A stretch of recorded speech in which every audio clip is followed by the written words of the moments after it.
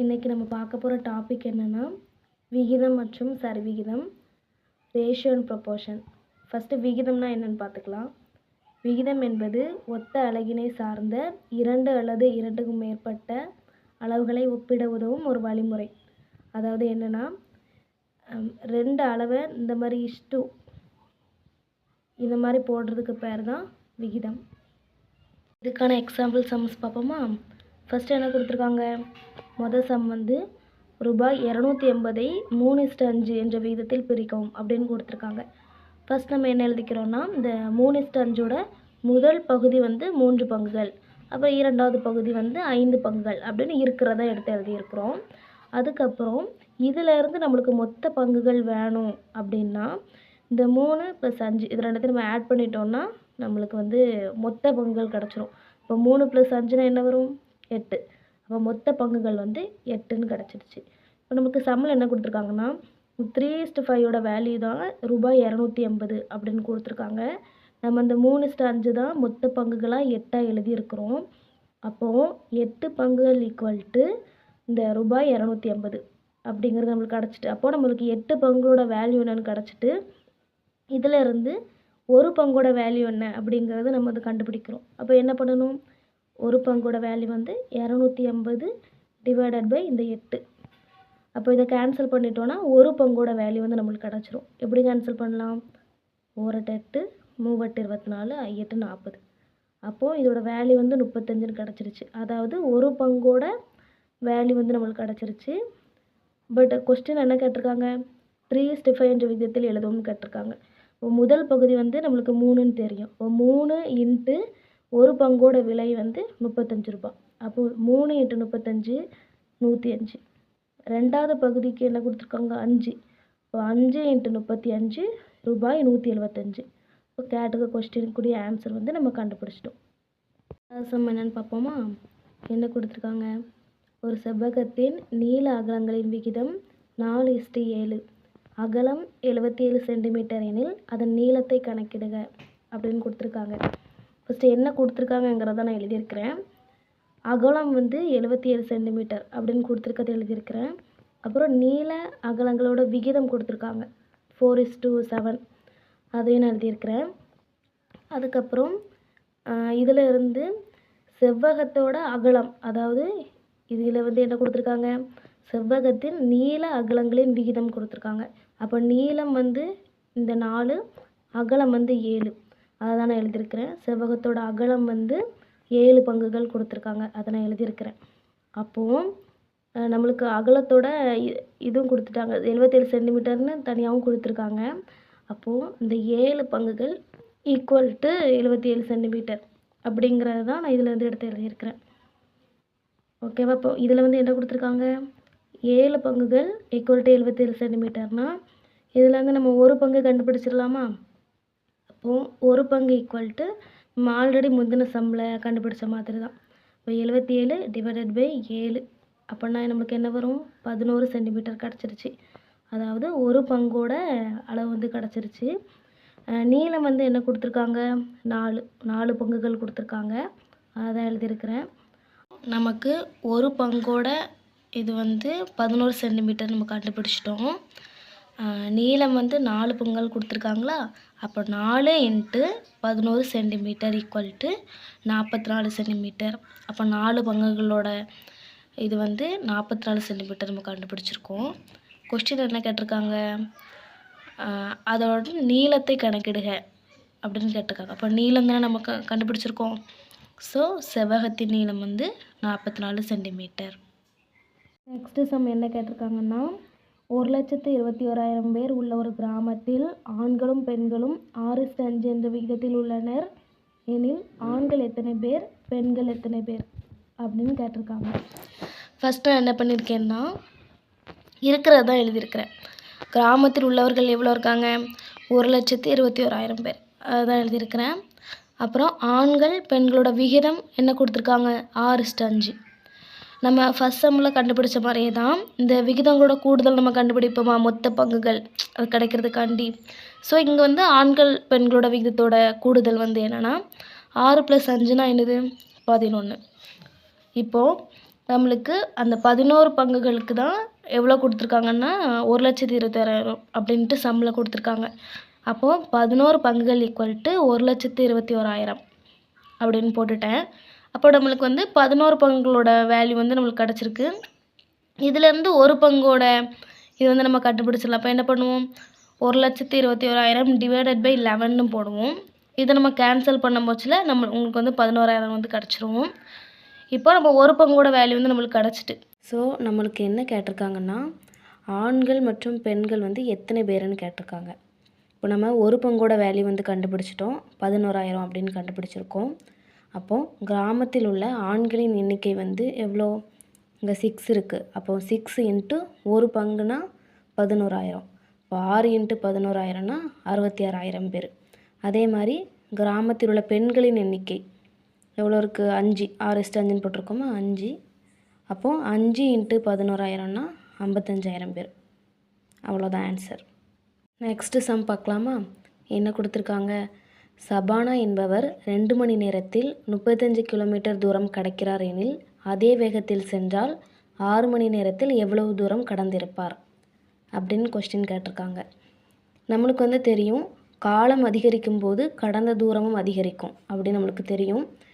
இப்போ நம்ம என்ன இருக்குங்கிறத அப்படி எடுத்து எழுதிக்கலாம்.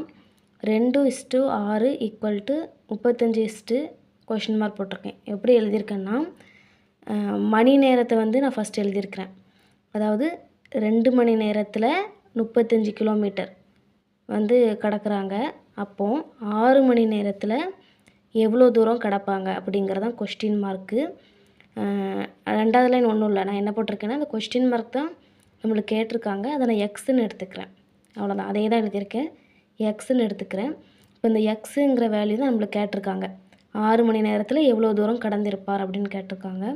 அப்போ எக்ஸ்னா நம்ம எப்படி எழுதிக்கலாம், 6 இன்ட்டு 35 டிவைடட் பை 2ன்னு எழுதிக்கலாம். இப்போ இதை கேன்சல் பண்ணோம்னா 3 2s are 6 மல்டிப்ளை பண்ணிட்டோன்னா நம்மளுக்கு என்ன கிடைக்குன்னா எக்ஸ் ஈக்குவல் டு 105ன்னு கிடைக்குது. இதுதான் நம்மளோட ஆன்சர். அப்போது 6 மணி நேரத்தில் சபானா கடந்த தூரம் வந்து 105 கிலோமீட்டர். நெக்ஸ்ட் சம் பார்க்கலாமா. என்ன கொடுத்துருக்காங்க, 24 மீட்டர் நீளமுள்ள ஒரு ரிப்பன் 3:2:7 என்ற விகிதத்தில் 3 துண்டுகளாக வெட்டப்படுகிறது எனில் ஒவ்வொரு துண்டின் நீளம் என்ன அப்படின்னு கேட்டிருக்காங்க. ஃபஸ்ட்டு வந்து நம்ம கொடுத்துருக்கதான் எழுதியிருக்கோம். ரிப்பனோட நீளம் வந்து 24 மீட்டர்னு கொடுத்துருக்காங்க, அதை தான் நான் எழுதியிருக்கிறேன். அதுக்கப்புறம் 3 துண்டுகளோட விகிதமும் கொடுத்துட்டாங்க, 3:2:7 அப்படின்னு கொடுத்துருக்காங்க, அதை எழுதிக்கிறேன். அதுக்கப்புறம் நான் என்ன பண்ணியிருக்கேன்னா 3 + 2 + 7, அதாவது இந்த 3த்தையுமே நான் ஆட் பண்ணி எழுதிக்கிறேன். அப்போது 12 கிடைக்குது. என்ன கேட்டிருக்காங்க, ஒவ்வொரு துண்டோட நீளம் தனித்தனியாக கேட்டிருக்காங்க.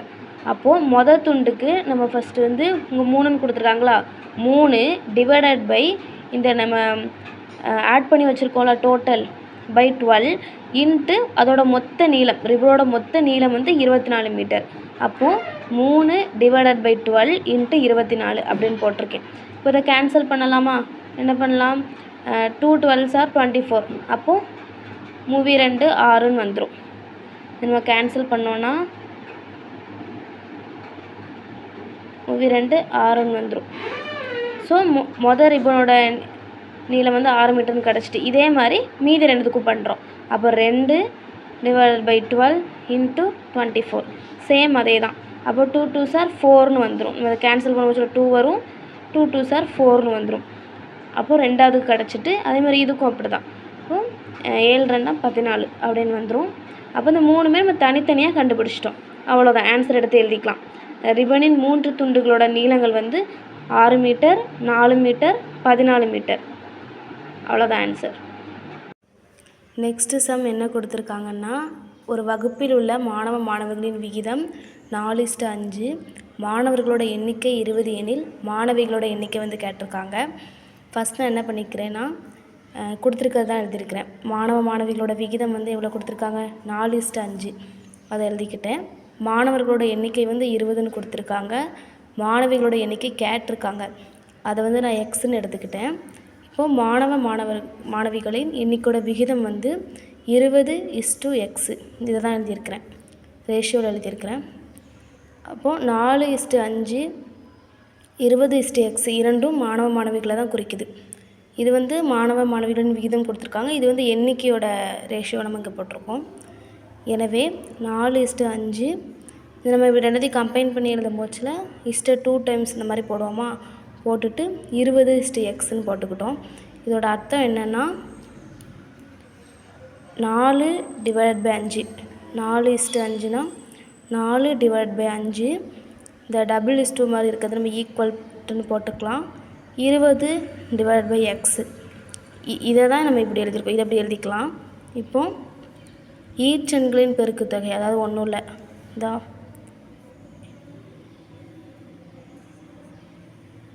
இதை தான் இங்கே போட்டிருக்கோம். 4x இடையெண்கள்னால் அது நடுவில் உள்ள வேல்யூ 5x20ன்னு போட்டிருக்கோம்.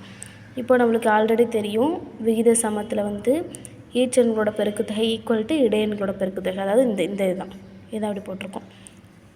ஓகேவா? இப்போ இந்த மாதிரி நம்ம எழுதிக்கிட்டோம்னா இதை எப்படி எழுதிக்கலாம்? கிராஸ் மல்டிப்ளை பண்ணால் 4x = 5x20. அப்போ இதுலேருந்து நம்ம எக்ஸோட வேல்யூ கண்டுபிடிச்சிடலாமா? இப்போ x = 5x20 / 4. இதை இப்போ கேன்சல் பண்ணலாமா? 1 4 4 5 4 20. அப்போது 5 25. இப்போ மாணவிகளோட எண்ணிக்கை வந்து 25. நெக்ஸ்ட்டு சம் என்ன கொடுத்துருக்காங்க? a/b வந்து அதோட வேல்யூ கொடுத்துருக்காங்க. a/b வந்து 4:6, b/c வந்து 18:5ன்னு கொடுத்துருக்காங்க. இந்த ரெண்டு வேல்யூ கொடுத்துட்டு a/b/cயோட விகிதத்தை வந்து கேட்டிருக்காங்க. சரி, நம்ம ஃபஸ்ட்டு வந்து கொடுத்தது எழுதிக்கலாம். a/b வந்து 4:6ன்னு எழுதிக்கிட்டேன். b/c வந்து 18:5ன்னு எழுதிக்கிட்டேன். இப்போ ஆல்ரெடி நான் சொல்லியிருக்கேன்ல, லிஸ்ட்டுன்னு போட்டால் அதை நம்ம எப்படி எழுதிக்கலாம்? டிவைடட் பைன்னு எழுதிக்கலாம். அப்போ a/b = 4/6, b/c = 18/5. இப்போது நல்லா அங்கே கவனிக்க வேண்டியது என்ன இருக்குன்னா, இங்கேயும் b இருக்குது, இங்கேயும் b இருக்குது. இங்கே வந்து வேல்யூ 6 இருக்குது, இங்கே வந்து 18 இருக்குது. வேறு வேறு வேல்யூ இருக்குது. நம்மளுக்கு இந்த ரெண்டு வேல்யூயும் ஒரே மாதிரி நம்ம கொண்டு வரணும். அப்போ என்ன பண்ணிக்கிறோம்? இங்கே உள்ள b வேல்யூ என்னது? 6. இங்கே உள்ள b வேல்யூ என்னது? 18. இந்த ரெண்டோட மீசியம், அதாவது எல்சிஎம் எடுத்துக்கிறோம். எல்சிஎம் எடுத்தால் நம்மளுக்கு என்ன வரும்? 6 2 6 18 வருமா? ஓகேவா? இப்போது 3 3 9 9 2 18. இப்போ நம்மளுக்கு 18 எல்சிஎம் எடுக்கும் போது நம்மளுக்கு வந்து 18 வருது. புரியுதுல்ல? இதான் நம்மளுக்கு எல்சிஎம் எடுத்த வேல்யூ வந்து இதுதான் 18 வந்திருக்கு. அப்போது நம்ம வந்து இந்த இடத்துல 18 கொண்டு வரணும். அதாவது இங்கே வந்து 18 கொண்டு வரணும். இங்கே ஆல்ரெடி 18 இருக்குது. இங்கே 18 கொண்டு வரணும். என்ன பண்ணலாம்? மேலேயும் கீழேயும் 3ஆல் மல்டிப்ளை பண்ணிக்கலாம். இப்போ மல்டிப்ளை பண்ணும்போது நம்மளுக்கு என்ன வரும்? a/bயோட வேல்யூ என்ன வரும்? 4 3s are 12, 6 3s are 18. அப்போ 12:18ன்னு போட்டுக்கலாம். இங்கே அதை அப்படியே எழுதிக்கலாம். ஏன்னா ஆல்ரெடி 18 இருக்குது. இங்கே அப்படியே எழுதிக்கலாம். இப்போ இந்த ரெண்டு வேல்யூ ஒரே மாதிரி வந்துருச்சா? அப்போ அவ்வளோதான். நம்மளுக்கு என்ன கேட்டிருக்காங்க? a/b/cயோட வேல்யூ விகிதம் வந்து கேட்டிருக்காங்க. இப்போ a/b/cயோட விகிதம் வந்து 12:18. அதாவது ரெண்டுமே ஒரே வேல்யூ ஒன்றா தான் போட்டுக்கிட்டேன். 5. அவ்வளோதான் இதோட ஆன்சர். இது வந்து ரொம்ப பேசிக்கான சம். அதனால் இது வந்து நீங்கள் கண்டிப்பாக பார்த்துக்கணும். ரொம்ப சிம்பிளும் கூட, இது அடிக்கடி வர்ற சம். அதனால் இது வந்து கண்டிப்பாக பார்த்துக்கோங்க. நெக்ஸ்ட்டு சம் என்ன கொடுத்துருக்காங்கன்னு பார்ப்போமா? ஒரு வேலையை 150 ஆட்கள் 12 நாட்களில் முடித்து விடுவார்கள். 120 ஆட்கள் அதே வேலையை எத்தனை நாட்களில் முடிப்பார்கள்னு கேட்டிருக்கு. இதுவுமே ஒரு இம்பார்ட்டண்டான, அதாவது இந்த மாடல் வந்து கொஞ்சம் அடிக்கடி வர்ற மாடல். அதனால் இது ரொம்ப பேசிக்கானது. இதுவும் பார்த்துக்கோங்க. ஃபஸ்ட்டு வந்து என்ன இருக்குது? இருக்கிறதா எழுதியிருக்கேன் எப்பவும் போல். ஆட்களோட எண்ணிக்கை வந்து 150 ஆட்கள்னால் நாட்களோட எண்ணிக்கை எவ்வளோ கொடுத்துருக்காங்க? 12. ஸோ 12ன்னு போட்டிருக்கேன். 120 ஆட்களுக்கு தான் எத்தனை நாளுன்னு கேட்டிருக்காங்க. எப்பவும் போல் நம்மளுக்கு தெரியாததை நான் எக்ஸ்ன்னு எடுத்துக்கிட்டேன். இப்போ வந்து நம்மளுக்கு வந்து தெரியும், என்ன தெரியும்? ஆட்களோட எண்ணிக்கை வந்து குறையும் போச்சில் நாட்களோட எண்ணிக்கை வந்து அதிகரிக்கும்.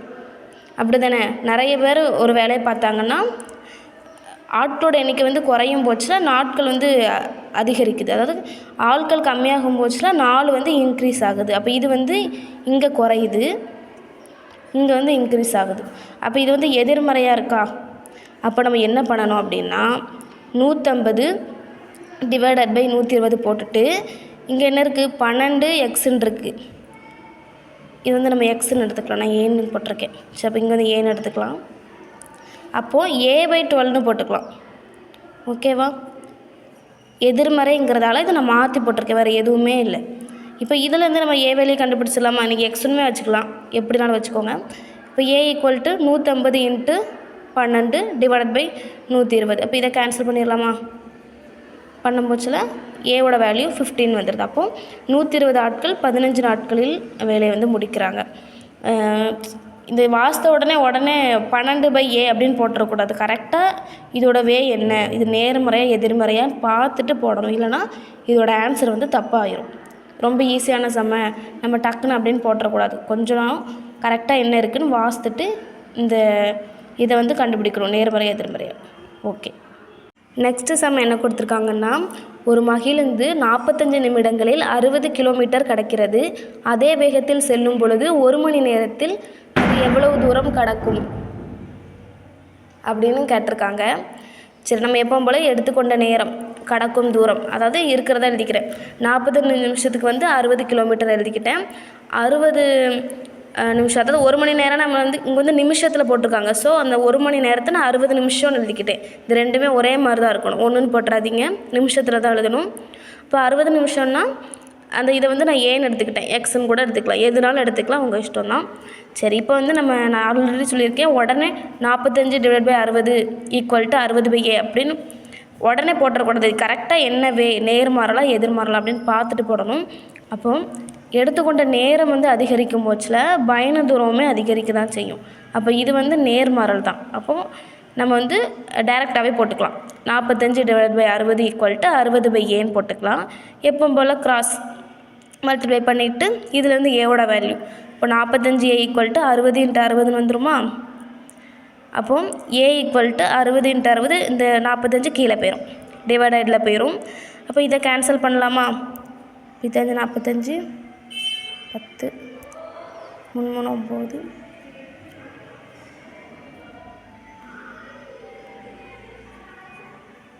ஓகேவா? நீங்கள் இதை கேன்சல் பண்ணிக்கோங்க. அப்போது 4 2 8 0 80 வந்துருச்சா? இப்போ பயணித்த தூரம் வந்து 80 கிலோமீட்டர்னு கண்டுபிடிச்சிட்டோம். இந்த மாதிரி சம்மில் வந்து இதை மட்டும் கொஞ்சம் பார்த்துக்கோங்க. இது கரெக்டாக பார்த்துட்டு போட்டிங்கன்னா ஆன்சர் வந்து கரெக்டாக வந்துடும். நம்ம இதில் எதிர்மாறலும்